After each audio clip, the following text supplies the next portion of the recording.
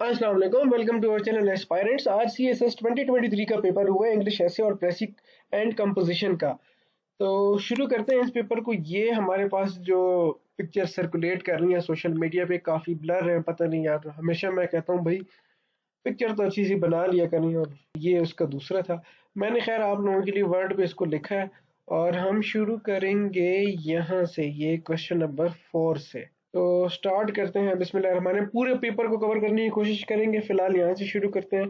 तो शुरू है, correct only 5 of the following, ठीक है, लेकिन हम करेंगे सारे। नंबर 1 पे है, his knowledge of languages and international relations aid him in his work. हाँ, तो इसका जो करेक्ट होगा वो देखें, यहाँ पे एड की जगह हेल्प्स आ जाएगा। अब हम ये एड के साथ एस नहीं लिख सकते, ये फिर वो बीमारी वाला एड्स हो जाता है। और नंबर 2 पे है, the ambassador with his family and staff invite you to a reception at the embassy on Tuesday afternoon. ठीक है, तो इसका जो करेक्ट होगा, अलोंग विद हिज फैमिली, ये विद के बजाय along with his family and staff, और यहाँ पे इनवाइट पे इनवाइट्स यानी कि एस इसमें ऐड कर देना है। बाकी ठीक है। उसके बाद नंबर 3 पे आते हैं, this year he will sit in the CSS examination. ठीक है, तो इसका है एक ये भी बन सकता है, this year he will take the CSS examination. दूसरा दूसरा ये बन सकता है, this year he will appear in the CSS examination. उसके बाद है number 4, the chief executive will let us know whether और not he can attend the meeting. The chief executive will inform us, let us know की जगह inform आ जाएगा, inform us, और ये और नॉट नहीं आएगा, सिर्फ weather he can attend the meeting, or not को हमने ऊपर कर दिया, आगे कर दिया, sorry, or not. The chief executive will inform us whether he can attend the meeting or not. उसके बाद है number 5, when he came back from vacation Aslam and me plan to look for another apartment. अब ये देखें, मी ये नहीं होता, ये आई होता है। When he came back from vacation Aslam and I plan to look for an apartment. आगे चलते हैं नंबर 6 पे, if some of you make a noise they shall be punished. तो ये भी इजी है, if any of you make a noise, some की जगह एनी आ जाएगा और दे शैल की जगह विल आ जाएगा। यहाँ पे मैंने फुल स्टॉप नहीं लगाया। एनीवे 7 पे है, he came to me to inquire what is the salary attach to the appointment. He came to me to inquire, एक तो ये स्पेलिंग चेक कर लें, इसकी स्पेलिंग ये होती है, ठीक है। और व्हाट इज द सैलरी के बजाय about the salary attach to the appointment, ठीक है। नंबर 8 पे है, I am too tired that I do not hunt words and idioms in my English book. तो इसका है भाई, I am too tired to hunt for words and idioms in my English book. ये 8 वो थे, क्या नाम है, सेंटेंसेस थे। अब यहाँ पे आते हैं हम, punctuate the following text where necessary. ठीक है, अब इसको मैं थोड़ा सा जूम आउट कर देता हूँ। अब ये है भाई टेक्स्ट, इसको हमने क्या करना है, पंक्चुएट करना है। ठीक है, ये मैंने सॉल्व किया हुआ है। अब इसमें आपने कुछ चीजें याद रखनी है। देखें इसमें क्या क्या चीजें होती हैं। नंबर 1, सबसे पहले तो कॉमा होता है, कॉमा के साथ साथ एपोस्ट्रोफी होती है, और उसके साथ साथ होती है कोटेशन मार्क। ये तीन चीजें होती हैं। अब सबसे पहले शुरू करते हैं। देखें, तो आपको ये बात पता होगी कि जब भी सेंटेंस शुरू होता है तो उसका जो पहला वर्ड होता है वो होगा कैपिटल। ये देखें, ये और ये कैपिटल हो गया, ठीक है।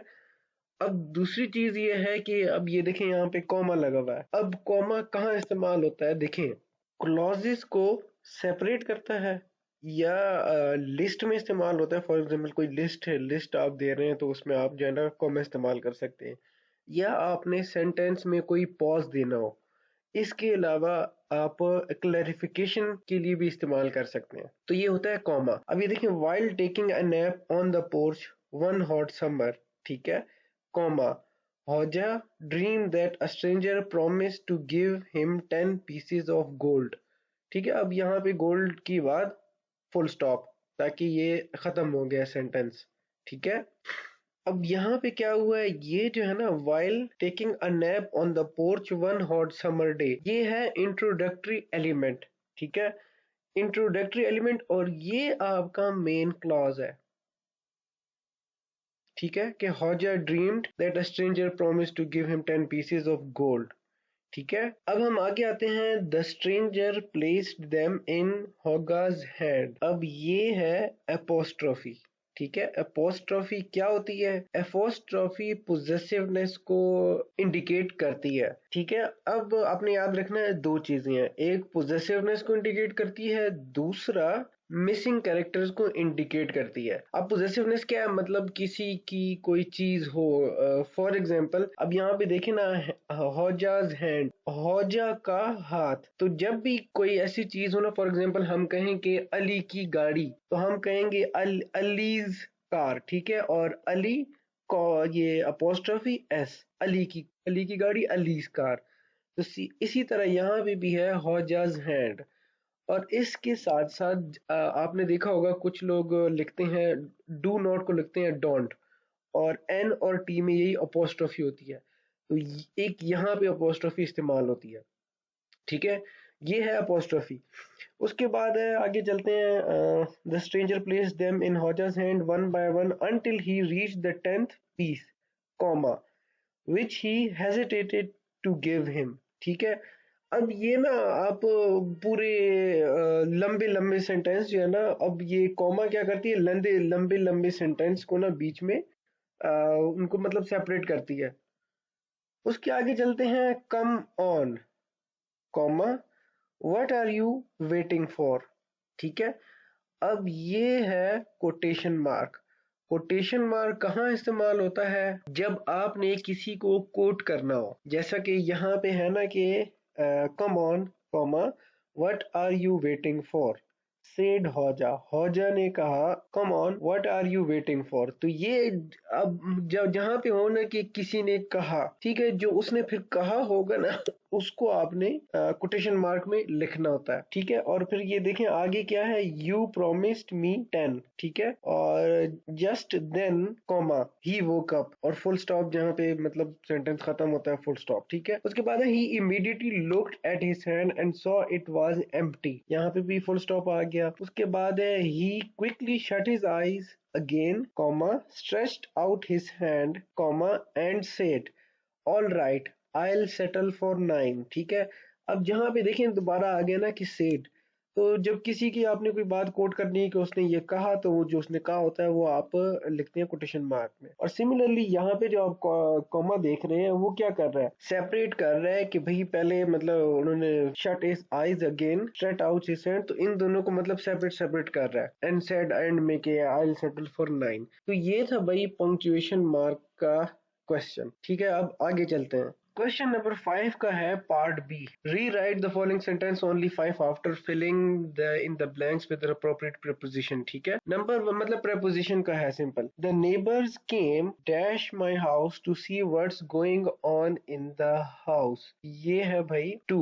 The neighbours came to my house to see what's going on in the house। उसके बाद है number 2, she sat dash the shade of the tree। तो इसका है भाई she sat in the shade of the tree। उसके बाद है number 3, the moon does not shine on its own light। ठीक है, ऑन आएगा यहाँ पे। नंबर 4 पे है the burglar jumped over the compound wall। ठीक है, नंबर 5 पे है she entered dash an agreement with them। she entered into an agreement with them। Number 6 पे है I have been working hard dash arithmetic. ठीक है, on arithmetic.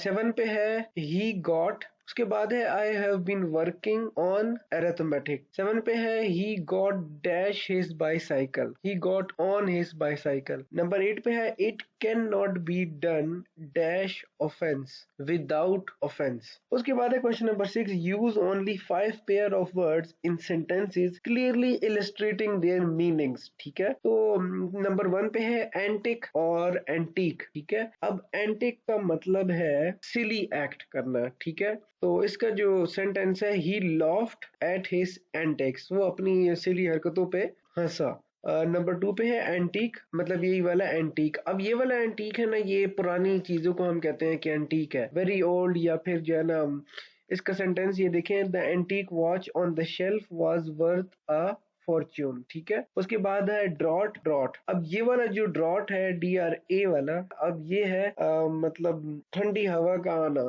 A current of cool air in a room और confined space.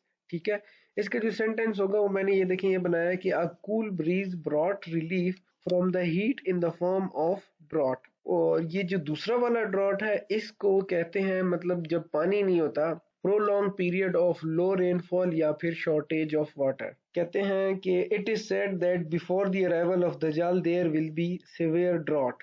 Number 3 पे है Quint queer. अब Quint का क्या मतलब है? क्वेंट का मतलब है अट्रैक्टिवली अनयूजुअल और ओल्ड फैशन्ड। और क्वियर का, अच्छा इसका सेंटेंस क्या होगा? The Quint Mustang Mustang car has a charm of its own. ठीक है, ये सेंटेंस वैसे ही जनरली बनाया हुआ है। ठीक है, अट्रैक्टिव भी है, अनयूजुअल भी है, ओल्ड फैशन भी है। अब मस्टंग जो गाड़ी होती है वो अट्रैक्टिव भी होती है और वो ओल्ड फैशन होती है थोड़ी। क्वियर का मतलब है स्ट्रेंज या ऑड या weird. The queer behaviour of the man raised suspicions. Number 4 पे आते हैं मोमेंटरी और मोमेंटस। अब मोमेंटरी का मतलब होता है lasting for a short time. He answered with a momentary pause. सही है। और इसके बाद है मोमेंटस। मोमेंटस का क्या मतलब है? ऑफ ग्रेट इंपॉर्टेंस और सिग्निफिकेंस। बहुत ज्यादा इंपॉर्टेंस या सिग्निफिकेंस होना किसी।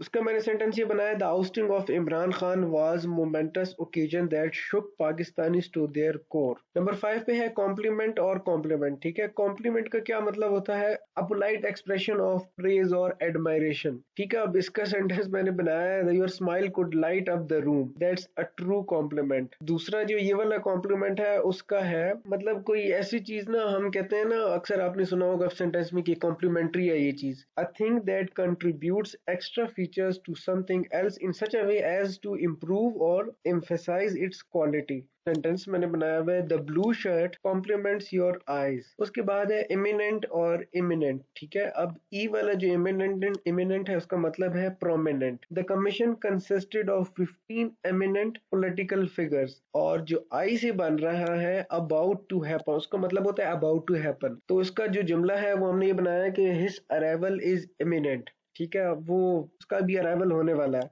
उसके बाद है फेंट और फेंट। ठीक है, इसका मतलब होता है lose consciousness for a short time. ठीक है, बेहोश हो जाना।